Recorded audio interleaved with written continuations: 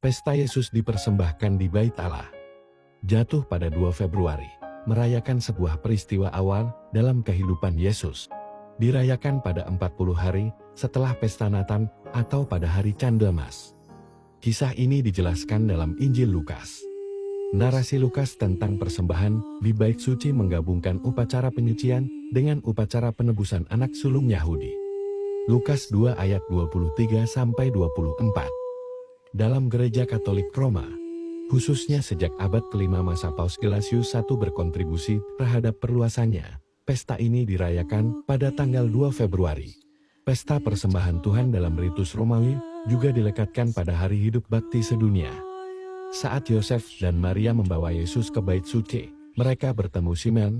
Injil mencatat bahwa Simeon telah dijanjikan bahwa dia tidak akan mati sebelum dia melihat Kristus.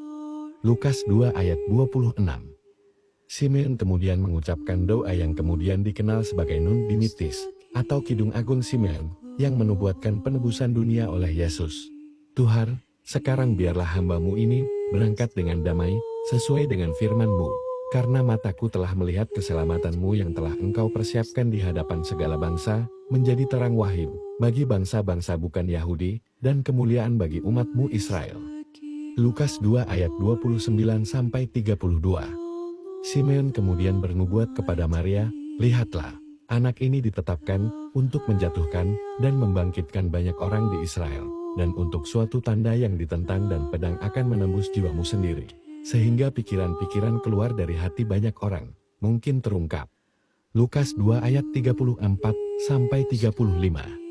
Ana, nabi perempuan lanjut usia, juga berada di Bait Suci, dan memanjatkan doa serta pujian kepada Tuhan atas nama Yesus, dan berbicara kepada semua orang di sana mengenai pentingnya penebusan di Yerusalem. Lukas 2 ayat 36-38. Cornelius a Lapid mengomentari tentang Maria dan Yusuf yang mengorbankan sepasang burung tekukur, karena mereka miskin, karena orang kaya diwajibkan untuk memberikan tambahan seekor domba untuk bencana besar.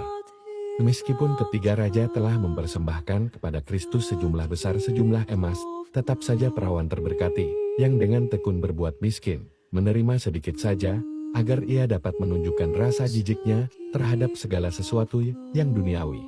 Pasangan itu mempersembahkan 2 ekor burung tekukur atau 2 ekor burung merpati, karena kemungkinan mereka tidak mampu membeli seekor domba. Dalam Gereja Katolik Roma, itu dikenal sebagai presentasi Tuhan, dalam buku-buku liturgi pertama kali dikeluarkan oleh Paus Paulus VI, dan sebagai pemurnian perawan Maria, yang diberkati dalam edisi sebelumnya. Pesta ini telah disebut sebagai Pesta Persembahan Tuhan, dalam Gereja Katolik Roma sejak revisi liturgi Konsili Vatikan II, dengan rujukan pada lilin, dan penyucian Maria tidak ditekankan, dan lebih mendukung nubuatan Simeon yang benar. Paus Yohanes Paulus II menghubungkan pesta ini dengan pembaruan kaul keagamaan. Dalam Gereja Katolik Roma, persembahan Yesus di Bait Suci adalah misteri Rosario yang keempat pada peristiwa gembira.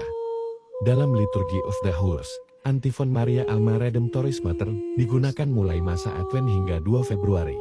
Setelah itu Ave Regina Carlorum digunakan hingga Jumat Agung.